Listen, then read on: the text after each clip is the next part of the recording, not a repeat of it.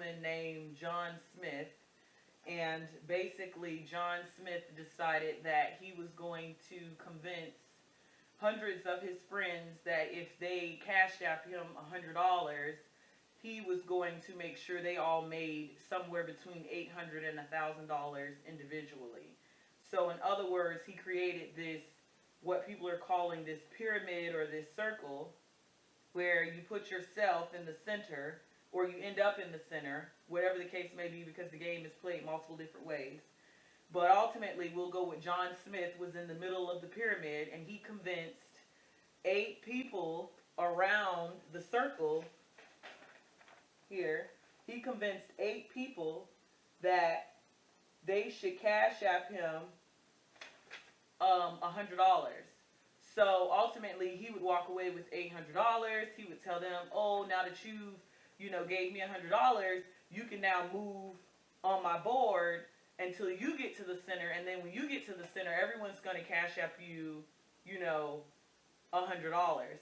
So at first I was like, well, how would someone make money off of everyone else sending them money without someone not having money? If it makes sense to me, it didn't. If it makes sense to you, it makes sense to me. I couldn't make it make sense. So how it works is John. Now let's define fraud.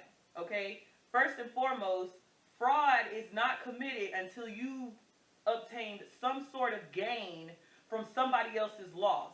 So put it this way: if you are playing this game now, or you played it and you didn't actually get any money out of it, you didn't actually commit a crime until you got to the center of the board and accepted $100 from probably 8 people that you don't even know.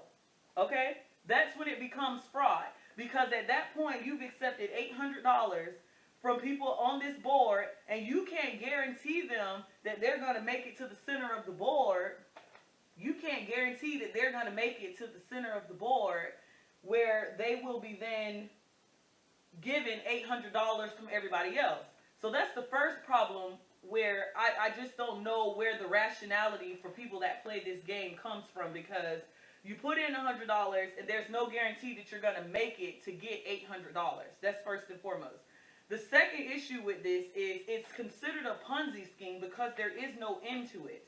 So, for example, John Smith started this, and then it's made it all the way to my hometown in St. Pete. You know what I mean? And obviously, John Smith isn't from St. Pete. So, in other words,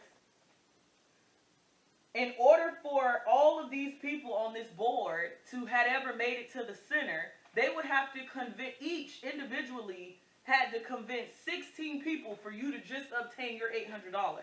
So you have to get $1,600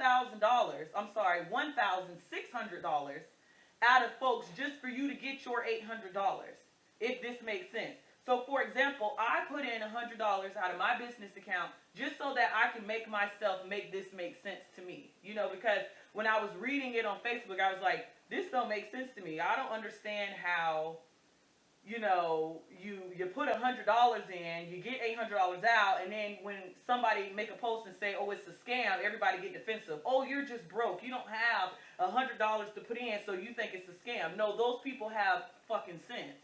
That's what it is. These people have sense. That's what they have. Because there's no way you're going to put in $100 on this wheel and come out with $800 and not think that you did anything wrong. Okay? So the second issue with this is it's never ending. In order for everyone to play this game and collect money from it, you have to continuously get more and more and more and more people involved. Okay? And I don't know if anybody knows, but fraud statutes are based on the amount of fraud and the actual amount that the person has collected. So if you're one of those people that's like John Smith, who's made like 10 or 11 million dollars off doing this, you know what I mean? Then you're looking at maybe 25, 30 years in jail. Because, it goes by the amount of money that you collected from everyone else. Another thing about this that bothers me so much is that it's extremely unethical. And this is why you know that some people are so desperate for money and it's inhumane.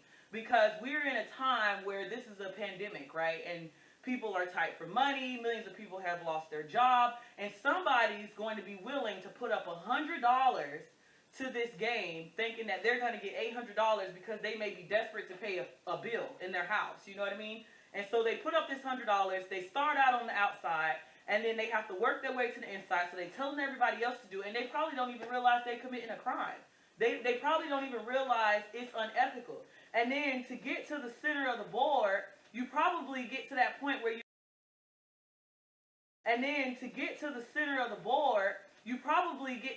where you realize, well, for me, when I got involved, like I paid the $100, I was added to a group, I got on a group chat, and I didn't really say too much. I just kind of watched as everyone talked and everything, because I am using this as research for my dissertation, for my fraud examination, for my doctorate program. But the problem is, like, the way everyone communicated to each other was aggressive. Like, okay, we got to do this. We got to do this now. We got to get this done. We got to make sure we got 2 more spots left. We got 3 spots left. We got to do this. We got to do that. And I was just thinking to myself, like, yeah, but when you get to the middle, do you not feel unethical about what you're doing? Because you're forcing somebody else, which you don't know their financial situation, to give you $100 once you make it to the center. You're convincing 8 people on the outside to give you $800 because you know that you've been on this board for a couple hours or a couple minutes or however long it took for you to get to the center, and you just want to get your come up, which is a $700 gain because you only ever put in $100. When does this become inhumane? Like, it's not a matter of being broke or a matter of somebody not having $100. You know, $100 could be groceries to a family. $100 could be a light bill to a family. You know what I mean? People that got kids. It's a lot of stuff going on right now. People are at work. People are out of school. So at what point in your mind, when you get to the center, do you not say that this is probably unethical? Because although I put $100 in, you know what I mean? So I might actually be entitled to just $100. What about the other 7 people that's just giving you $100? Because they're convinced that they're going to convince 8 more people to come in to give them their $800. Like, when does it become unethical? You know what I mean? So I, as an accountant, broke down the numbers. So I'm like, if this is the case, you know what I mean? And everyone got to put in money. So there's 15 spots on the board, right? So, and God, please forgive my handwriting because it's sloppy and I used a marker. But it's 15 people on the board, okay? Everybody got to give $100. So altogether, if we're talking about money that's just sitting on this board right now, we're talking about $1,500. But everybody is expecting to make $800. So ultimately, what y'all trying to do is 15 people are going to have to convince another 15 people just to get this $12,000. And that $12,000 obviously is broken down individually when each person get their $800. You know what I mean? So, you know, in the state of Florida, I think the fraud statute is like $600. You know what I mean? So, like, you take $800 from somebody, and you like, well, everybody was doing it. Everybody told me to do it. Everybody was making money. I seen somebody make $6,000 yesterday off of it. And the judge and the state prosecutor and everybody else just gonna look at you and be like, well, we're sorry to hear that, but you know, you basically committed fraud. It was well over, you know, the statute. I don't think CashApp don't know what's going on, because CashApp's the one that's on all the articles right now on Google talking about how people are sending these $100. And, you know, I mean, most companies have a search for all. I mean, if they got the FBI involved and they say, hey, can you search, you know, the number 100 and how many times it was cashed out in the last month on, you know, CashApp to see how many people are actually involved in this, you're not hard to find. You see what I'm saying? And for me, being an accountant, everybody, you know, when they see me on the board, because I paid $100 out of my business account to get on the board to see how it worked, because just by reading some of the posts and the screenshots that were going around on Facebook, I really didn't understand how it worked. In order for me to visualize and put myself in the perspective of somebody else, I actually had to do it. So I don't care about the $100. I spend that on food. You know what I mean? So there's no loss to me, and I have no disrespect to nobody that was in my particular group that I got involved in. You know what I mean? But at the end of the day, there's a science behind this.